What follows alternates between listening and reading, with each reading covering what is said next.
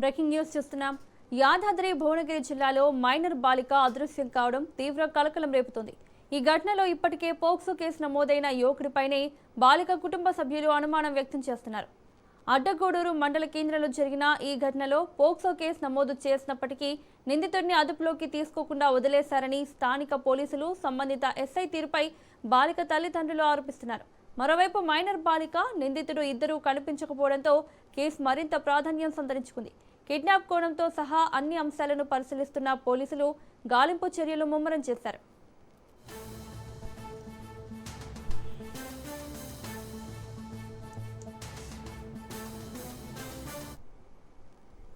యాదాద్రి భువనగిరి జిల్లాలో మైనర్ బాలిక అదృశ్యం కావడం తీవ్ర కలకలం రేపుతోంది.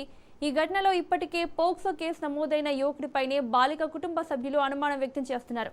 అడ్డగూడూరు మండల కేంద్రంలో జరిగిన ఈ ఘటనలో పోక్సో కేసు నమోదు చేసినప్పటికీ నిందితుడిని అదుపులోకి తీసుకోకుండా వదిలేశారని స్థానిక పోలీసులు సంబంధిత ఎస్ఐ తీరుపై బాలిక తల్లిదండ్రులు ఆరోపిస్తున్నారు. మరోవైపు మైనర్ బాలిక నిందితుడు ఇద్దరూ కనిపించకపోవడంతో కేసు మరింత ప్రాధాన్యం సంతరించుకుంది. కిడ్నాప్ కోణంతో సహా అన్ని అంశాలను పరిశీలిస్తున్న పోలీసులు గాలింపు చర్యలు ముమ్మరం చేశారు.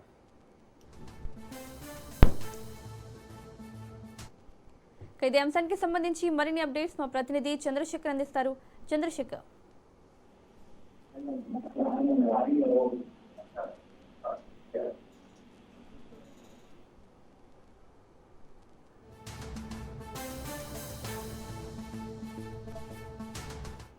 మౌనిక, యాదాద్రి భువనగిరి జిల్లా అడ్డగూడూరు మండలంలో పోలీసుల వ్యవహార శైలిపై తీవ్ర విమర్శలు వ్యక్తమవుతున్నాయి. ఒక మైనర్ బాలికపై అఘాత్యానికి యత్నించిన చైతన్య అనే వ్యక్తిని ఆ పోలీసులు పోక్సో చట్టం కింద కేసు నమోదు చేశారు.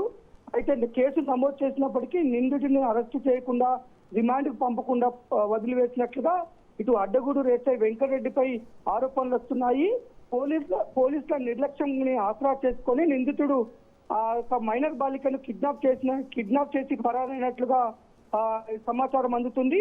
ఇటు పోలీసుల నిర్లక్ష్యం కారణంగానే ఒక నిందితుడు ఆ మైనర్ బాలిక ఎక్కడుందో తెలుసుకొని ఆ మైనర్ బాలికని కిడ్నాప్ చేశాడు. ఒక విధంగా పోక్సో కేసులో అతనికి ఆల్రెడీ పోక్సో కేసు నమోదు చేసినప్పటికీ అతన్ని అరెస్ట్ చేయకుండా పోలీసుల నిర్లక్ష్యము, ముఖ్యంగా ఆ అడ్డగూడూరు ఎస్ఐ వెంకటరెడ్డి ఆ నిర్లక్ష్యం కారణంగానే ఈ విధంగా చెప్పేసి ఇటు ప్రజలు ఆరోపిస్తున్నారు. ఒక తీవ్రమైన నేరం, పోక్సో నేరంలో ముద్దాయిగా ఉన్న వ్యక్తి పైన పోలీసు అధికారులు ఇంత నిర్లక్ష్యంగా వ్యవహరించడం ఏంటని ప్రజలు నిలదీస్తున్న పరిస్థితి. అంతేకాదు ఆ కిడ్నాప్ అయిన బాలిక యొక్క తల్లిదండ్రులు కూడా ఆవేదన చెందుతున్నారు. బాలిక పరిస్థితి ఏ విధంగా ఉంది, బాలిక ఎక్కడ ఉంది అని వారు కొంచెం భయాందోళనకు గురవుతున్నారు. ఇప్పటికైనా అధికారులు స్పందించి వెంటనే ఆ బాలిక సమాచారాన్ని తెలుసుకొని ఆ ఒక నిందితుడిపై చట్ట ప్రకారం కఠిన చర్యలు తీసుకోవాలి. అంతేకాకుండా దీనిపై నిర్లక్ష్యంగా వ్యవహరించిన పోలీసులపై కూడా చర్యలు తీసుకోవాలని ప్రజలు డిమాండ్ చేస్తున్నారు. మౌనిక.